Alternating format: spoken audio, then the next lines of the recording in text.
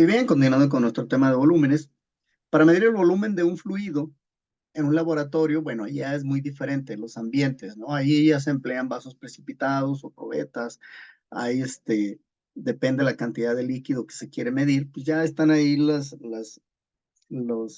vasos y los materiales con la medida necesaria. Para medir el volumen de un sólido, una manera es sumergirlo en una probeta con agua. O sea, si yo ya sé que esa probeta es de 10 mililitros, entonces al meter yo un objeto en el objeto, o sea, en la probeta, va a subir cierto volumen, ciertos mililitros más, pues ahí entonces es calcular cuánto fue lo que aumentó y esa va a ser la medida de la que estamos hablando, ¿verdad? Entonces agarramos el último resultado, se lo restamos al primero y lo que salga, pues ese es el valor del que estamos hablando, ¿verdad? Bien,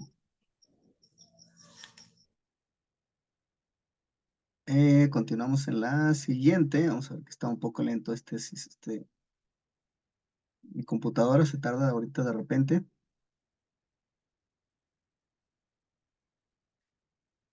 Dice la densidad. La densidad es una magnitud escalar que se define como la cantidad de masa de un objeto dividida por el volumen que ocupa. Ahí estamos calculando ya la densidad y hay una fórmula que es la primera que vamos a ver. La represión de la densidad según el Sistema Internacional de Medidas es el kilogramo sobre metro cúbico. Densidad es igual a kilogramos sobre metro cúbico. También densidad es igual a, a gramos sobre metros cúbicos. Densidad es igual a toneladas sobre metros cúbicos. Todo lo que sea de peso, o sea, la densidad va a ser igual a peso sobre el volumen, o sea, sobre el volumen que ocupa cierto espacio. Ahí me doy cuenta yo qué tan denso es un cuerpo. La masa, por su parte, es una magnitud, es un tamaño que expresa la cantidad de materia en un cuerpo. A eso se refiere la masa, es decir, mm, este objeto cuánta masa tiene y está medida por su inercia, o sea, su resistencia a adquirir una aceleración frente a la acción de una fuerza. Si yo, digamos, mm, meto agua en un recipiente y me subo en un carro y acelero y al acelerar, freno, pues el agua se va a tirar del recipiente. O también, si por alguna razón, yo llevo una piedra sobre el vehículo también y al frenar, no va a cambiar de forma, únicamente se va a desplazar. Entonces, su masa es muy diferente a la otra. Entonces, la masa es una propiedad de la materia que se mide de acuerdo al sistema internacional otra vez y se mide en kilogramos, en toneladas, en gramos, miligramos y se expresa mediante la variable m, así lo vamos a denotar. Esta medida no debe confundirse con la cantidad de sustancia que se calcula químicamente en moles, ahí va a ser mol, no la m, ni con el peso, que es una magnitud vectorial que representa la intensidad con la que la fuerza de gravedad actúa sobre un cuerpo que contiene masa, de acuerdo al Sistema Internacional de Medidas. Ahí hablamos de newtons. Bien. Este contenido no es, bueno, lo terminamos así rápido porque ya lo teníamos avanzado. Entonces, vamos a ver, de acuerdo a su material, vamos a hacer una pequeña pausa. Ok, entonces aquí vamos a ver el siguiente tema.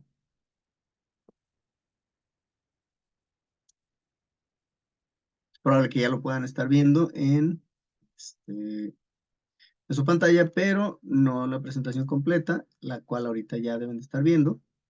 Y aquí dice principio de Pascal. Ok.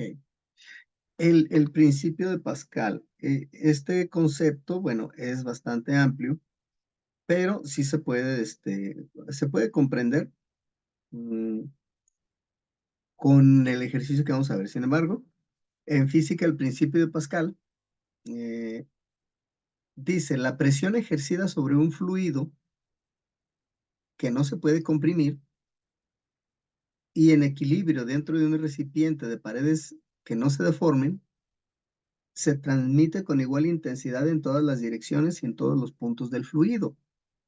¿Ok? Entonces, es esta presión, si vemos nosotros aquí, este tema ya a lo mejor lo hemos visto muchas veces, cuando alguien tiene una prensa y levantan un vehículo en los autolavados, los mecánicos, todo este tipo de lugares, los pueden levantar y ver por debajo cuáles las fallas, y detectan varias cosas en lugar de meterse abajo, que es más peligroso. Bueno, con una prensa como este tipo, pueden ellos ver el vehículo por abajo. Pero ¿cómo lo hacen para levantarlo? Bien, aquí dice, de acuerdo al principio de Pascal, que si yo empujo aquí, la fuerza no únicamente va a ir en esta dirección hacia abajo, sino que va a ir hacia los lados, hacia acá, hacia allá hasta el fondo y hacia acá, hacia el frente, en diagonal, hacia arriba, hacia abajo, cualquier lado. O sea, se está haciendo una presión general por todos lados. Y aquí, cuando aumenta su tamaño, este, también la presión aumenta bastante. Vamos a fijarnos cómo es que aquí es bastante ancho el tubo, aquí menos ancho y acá más pequeño, porque con esta cantidad, o sea, es como si fuera una palanca, aquí es más fácil presionar con menos líquido, ¿sí? Y al aplicar aquí la presión, se potencia, es decir, se amplía más fuerte, crece el empuje y entonces es fácil levantar un vehículo de varias toneladas. Aquí en la imagen que tenemos dice un coche de 1000 kilogramos encima de un disco. Este disco tiene un radio, hay que acordarnos, el radio es lo que mide del centro a la pura orilla, del mero centro a la pura orilla del tubo ¿sí? Un radio de 2 metros. Y por el otro lado tenemos otro disco, este disco de medio metro, ¿ok? Y luego el depósito está lleno totalmente de agua. Entonces, la presión o fuerza que tenemos que ejercer en el disco pequeño será la necesaria para poder elevar el coche de 1000 kilogramos. Pero ¿cuál? En este ejercicio, vamos a ver, ok. Muy bien, en este ejercicio, esta F1 o fuerza 1 que voy a ejercer sobre el primer émbolo, eh,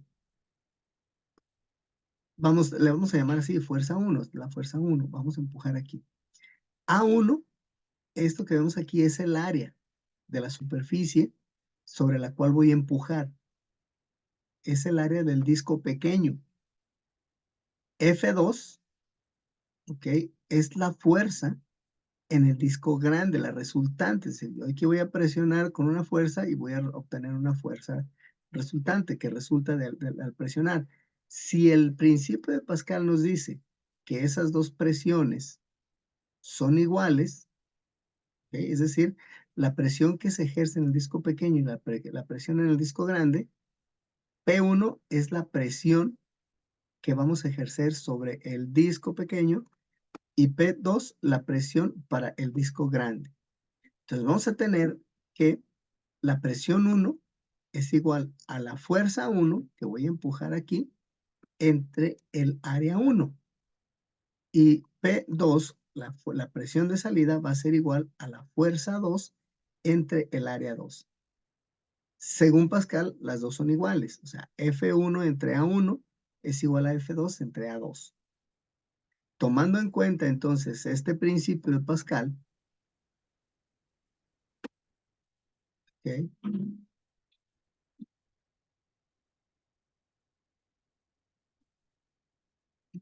Vamos a tomarlo de la siguiente manera.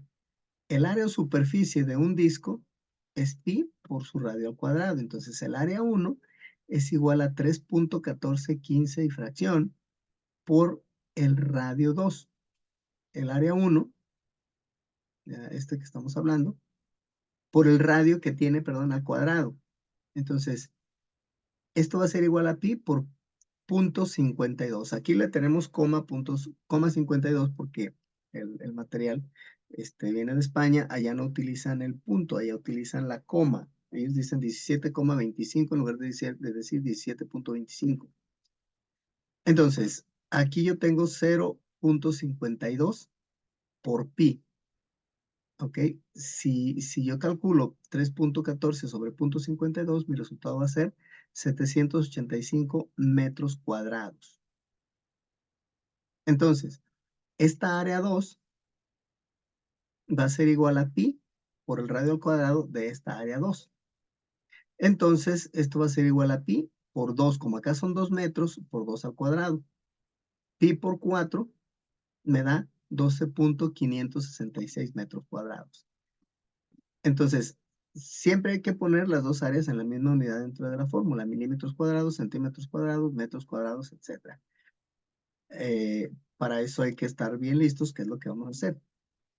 El dato que nos dan entonces del coche son 1000 kilogramos. Esa es su masa, ya que la unidad de fuerza es el newton. ¿Okay? Entonces, el coche pesa 1000 kilogramos. La fuerza es igual a la masa por la gravedad. Por lo tanto, primero tenemos que convertir estos 1000 kilogramos de masa en peso o fuerza. ¿Ok? Entonces, F1 va a ser igual a la masa por la fuerza de gravedad. Esta fuerza de gravedad es una constante. La fuerza de gravedad es la presión con que los objetos somos empujados hacia el centro de la Tierra. Es lo que hace que pesemos nosotros. ¿Sí? Hay un empuje sobre nosotros hacia el centro de la Tierra. Esto va a ser igual entonces a 1000 kilogramos por 9.8. La gravedad no cambia. Siempre va a ser igual a 9.8 metros por segundo al cuadrado. Así como pi es igual a 3.14 o 3.15 o 3.1416, bueno, la fuerza de gravedad, que es la G, va a ser siempre igual a 9.8 metros por segundo al cuadrado. Y la resultante, ¿sí? Entre kilogramos por metros por segundo al cuadrado, cuando yo multiplico kilogramos por distancia por tiempo, el resultado van a ser newtons.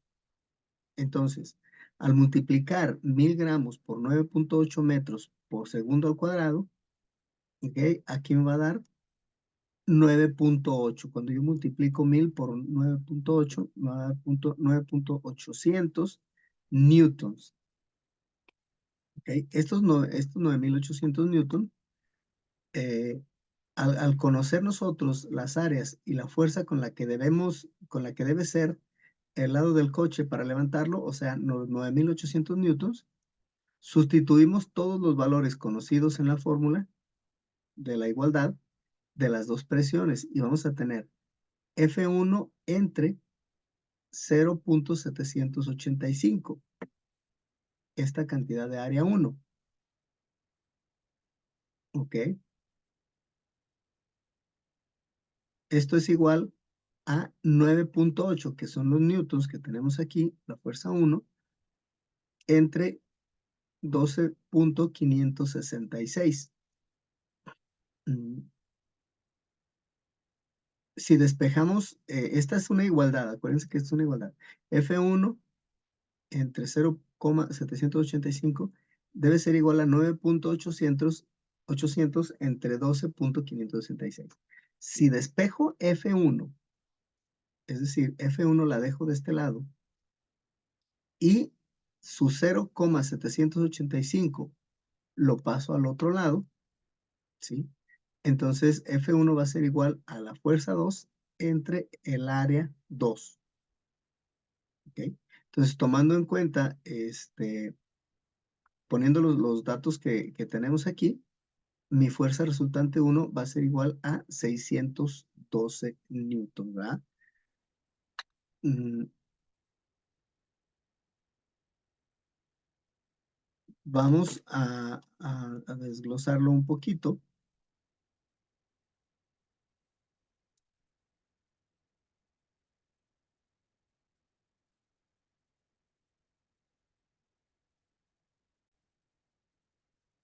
Entonces, al despejar la fuerza 1, como lo vemos aquí,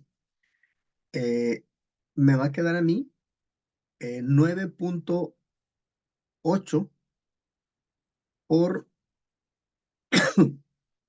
perdón, 9.8 por 0.78,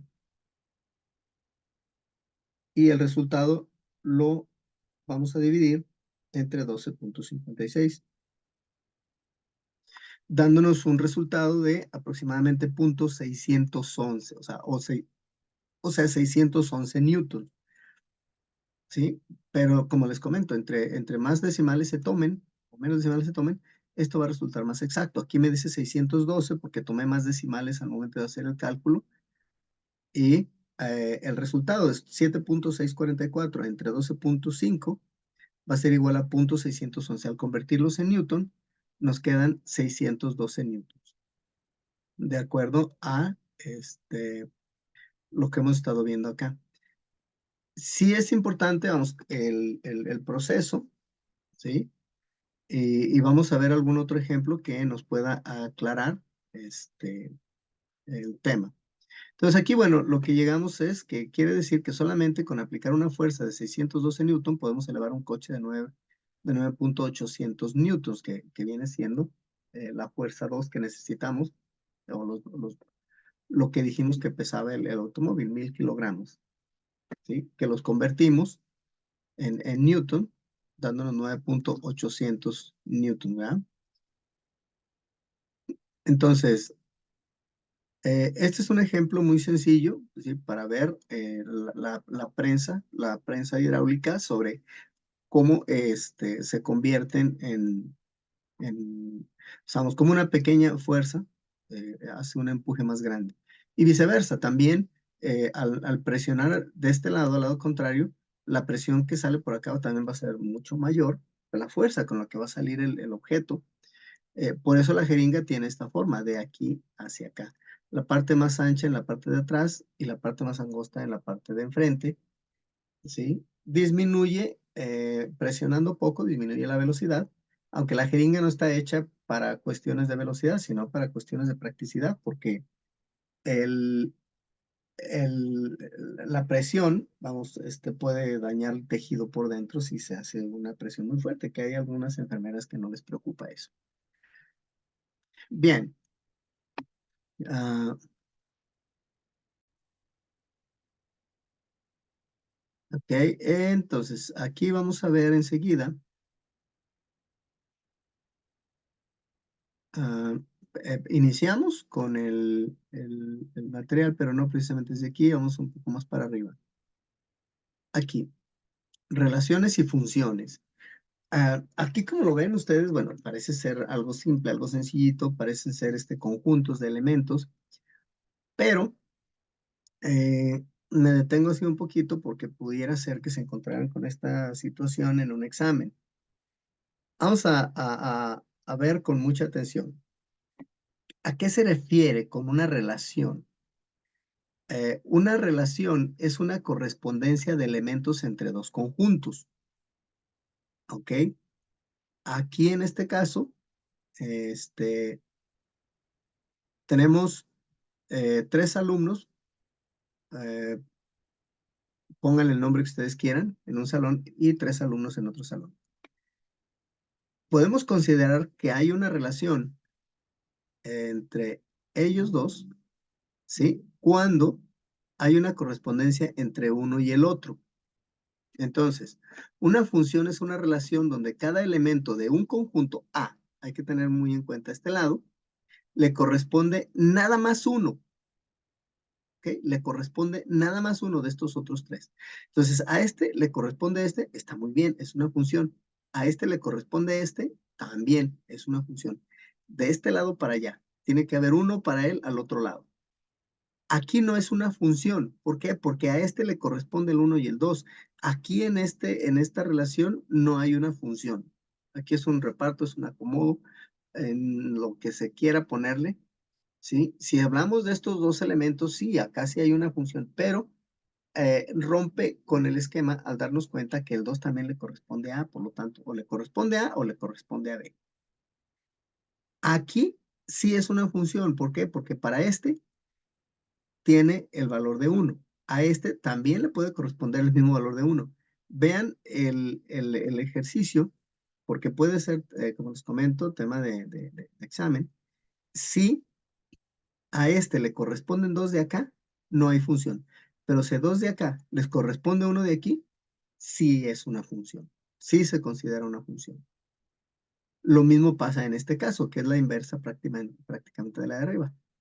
A estos dos se les asigna 1 y está bien. A este se le asigna 1 y sale sobrando 1. No hay ninguna dificultad. También es considerada una función.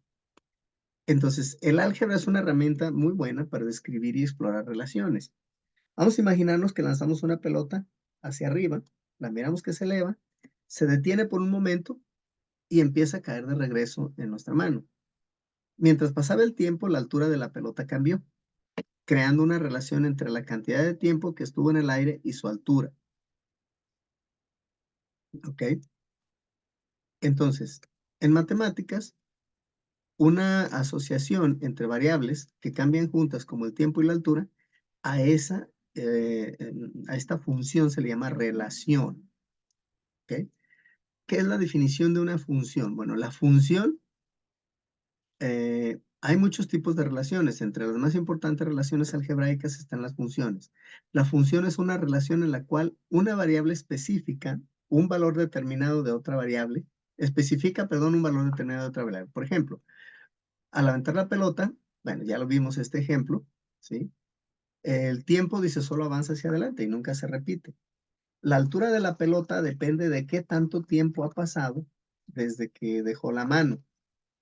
Esta es una relación en una sola dirección. A pesar de que cada momento del tiempo es único, es posible que la pelota esté a una altura particular más de una vez, por una vez cuando sube y una vez cuando baja. Entonces va hacia arriba y luego cuando viene hacia abajo. El saber el tiempo nos va a dar la altura, pero el saber la altura no nos va a dar el tiempo. ¿Sí? Yo sé cuánto tiempo dura y en base a eso, de acuerdo a la velocidad, puedo calcular la altura. Pero si me dicen a qué altura llegó, no puedo saber cuánto tiempo se tardó en subir y bajar. Entonces, las partes de una función se llaman entradas y salidas. Una entrada es la cantidad independiente que no se repite. Por eso, nada más de un lado puede haber correspondencia y del otro, los de este lado pueden tener dos elementos, digamos, los elementos del conjunto A pueden tener el mismo valor del conjunto B, pero no al revés, ¿sí? Porque entonces sería como si se estuviera repitiendo la misma altura cuando sube otra vez en el mismo tiempo y no se puede. El tiempo solamente transcurre una vez. Entonces va hacia arriba y de regreso puede ser que pase otra vez por lo mismo, por la misma altura, pero no a la misma velocidad porque ya viene en sentido contrario. Entonces hay dos líneas aparentemente del tiempo, pero realmente es una cuando sube y se continúa cuando baja. Entonces, las partes de una función se llaman entradas y salidas. La entrada es la cantidad independiente que no se repite y la salida es la cantidad dependiente. El valor de la salida depende de cuánto vale la entrada. O sea, hay una salida única. En el caso de aventar la pelota en el aire, el tiempo es la entrada y la altura es la salida. ¿Sí? Entonces, por ejemplo, vamos a recordar la última vez que estuvimos en un estacionamiento. Vamos a darnos cuenta que hay una relación entre el número de carros y el número de llantas. El número de carros y el número de llantas están ligados. ¿Ok? ¿Es entonces esta relación una función? ¿Se puede utilizar el número de carros para encontrar el número de llantas? Pues sí, porque cada carro tiene 4 llantas, entonces el número de llantas depende de cuántos carros hay en el estacionamiento, suponiendo que estoy hablando de carros de 4 llantas, no de camiones de 36, o de 28, de 14, 12, no sé cuántas. ¿Ok? Cada entrada de carros especifica una sola salida posible de llantas. Entra un carro, salen 4 llantas. Entonces, en este ejemplo, la relación de llantas a carros es también una función. El número de llantas también especifica el número de carros. ¿Sí? Al graficar una función, ¿sí? Vamos a tomar en cuenta la cantidad independiente, la entrada y la salida. Son números reales, son números como el 1, el 2, el 3, el 4. Una función puede ser representada por una gráfica de coordenadas. El valor independiente se grafica en el eje y el valor dependiente es trazado en el eje. Bueno, en el eje X y el valor dependiente trazado en el eje Y. El hecho de que cada valor de entrada tiene exactamente un valor de salida significa que las gráficas de funciones tienen ciertas características. Para cada entrada X habrá una salida Y. Vamos a ver, por ejemplo, la gráfica de esta función dibujada en azul. La vamos a ver ahorita. Ah, aquí estaban dibujadas la cuadrícula está en azul. Esta es la gráfica. Nena me decía, bueno, pero ¿por qué la F? ¿Qué tiene que ver la X? Esto quiere decir función de X que sea igual a 2X. O sea, la ecuación con la que voy a trabajar es 2X. A eso se refiere esto. Es un adorno de matemáticos, así como para decirle, Francisco, vamos a decir Panchito. Entonces, esto no lo tomemos en cuenta, vamos a enfocarnos sobre todo en esto. Entonces, si le pongo valores a la X, a esta X, ¿sí? Voy a obtener otro resultado para Y. Entonces, si X, aquí si X vale 1, 2 por 1, el resultado para Y va a ser 1, porque es 2 por 1, ¿sí? Y vamos a verlo aquí. Si yo a esta X le pongo el número menos 3, voy a multiplicar 2 por menos 3. Y 2 por menos 3 me da menos 6. Entonces, yo ya sí dije que X vale menos 3. ¿Qué me resultó? Menos 6. Bueno, voy a tener par menos 3, menos 6. Este par se va a encontrar aquí en la gráfica, en el plano cartesiano. Bien. Y para encontrarlo aquí en el plano cartesiano, voy a ubicar menos 3 a partir de X hacia la izquierda, porque dice que es negativo. Es una recta numérica. Los números negativos hacia la izquierda, los números positivos a la derecha. Entonces, del 0 a la izquierda cuento menos 1, menos 2, menos 3. Y luego negativos hacia abajo. Menos 1, menos 2, menos 3. Y mi punto en cuestión es este de aquí. Perdón, menos 6. 3, 4, 5, 6. Este de acá. ¿Ok? Entonces, si yo voy a agarrar regularmente un rango entre menos 3 y 3. O sea, menos 3, menos 2, menos 1, 0, 1, 2, 3. Entonces, si ahora le cambio a X, le pongo el valor de menos 2, me va a dar otro resultado para Y. Si X vale menos 2, Y va a valer menos 4. ¿Por qué? Porque voy a multiplicar 2 por lo que vale menos X. 2 por 2 me da 4, más por menos me da menos. Entonces mi par ordenado es el valor que le di a la X como menos 2 y el resultado para Y como menos 4. Menos 2,4. Y voy a graficarlo a partir de aquí. 2 hacia el lado izquierdo porque dice que son negativos. 1, 2. 4 hacia el lado de abajo porque dice que es menos 4. 1, 2, 3, 4. Este es el punto que andaba buscando. Bien. Si a X le pongo menos 1, voy a obtener un par ordenado para X que se llama Y, que es menos 2. Porque si X vale menos 1, 2 por menos 1 me da menos 2.